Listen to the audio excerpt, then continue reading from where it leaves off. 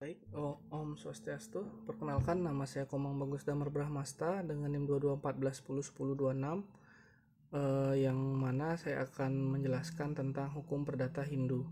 Yang mana perlu kita ketahui, hukum Hindu itu dibagi menjadi dua bidang. Yang pertama hukum pidana Hindu atau kita bisa sebut dengan Kantaka Sodana. Lalu yang kedua adalah hukum perdata Hindu, yang mana kita bisa sebut dengan Dharmastya. Nah, pada kesempatan kali ini saya akan menjelaskan tentang hukum perdata Hindu, yang mana menurut pengertiannya hukum perdata itu adalah suatu adalah suatu hukum yang mengikat antara pihak-pihak tertentu, yang mana sudah melakukan suatu perjanjian dan tidak merugikan orang yang di luar keberpihakan atau perjanjian tersebut. Jadi biasanya hukum perdata ini bersifat private, yang mana tidak bisa atau tidak boleh bahkan orang lain ketahui.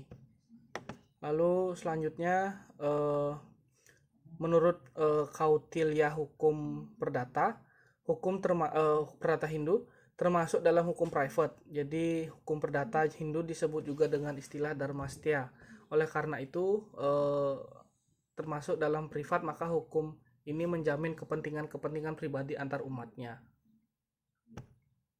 Lalu mengenai hukum perdata, mengenai hukum perdata Hindu ini diatur dalam berbagai bagian Weda, khususnya Manawa Dharma Sastra. Yang dibahas dalam hukum perdata Hindu ini atau Dharmastya ini adalah beberapa. Yang pertama membahas tentang perkawinan. Jadi harus kemanakah atau siapakah yang meminta atau mengambil dari pasangan tersebut. Seperti contoh di Bali yang mana mayoritasnya Hindu, sang wanita lah yang diminta oleh pihak pria atau keluarga pria, dan dalam beberapa kasus ada sang wanita lah yang meminta pihak prianya untuk ikut ke keluarga sang wanita.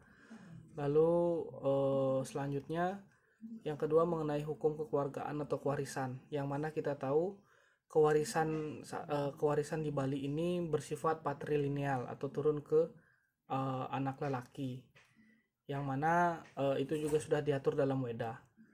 Lalu mengenai hukum hibah, lalu mengenai hukum perjanjian atau perikatan, misalkan perjanjian yang berupa kontrak atau MOU ya, seperti bahasa sekarang. Selanjutnya adalah hukum dagang, yang mana perlu diatur agar tidak terjadi kecurangan dalam suatu perdagangan. Lalu yang terakhir adalah mengenai hukum perbankan. Sekian dari penjelasan saya. Saya mohon maaf apabila ada salah kata dan pengucapan. Saya aturkan Paramasanti. Om Santi Santi Santi Om.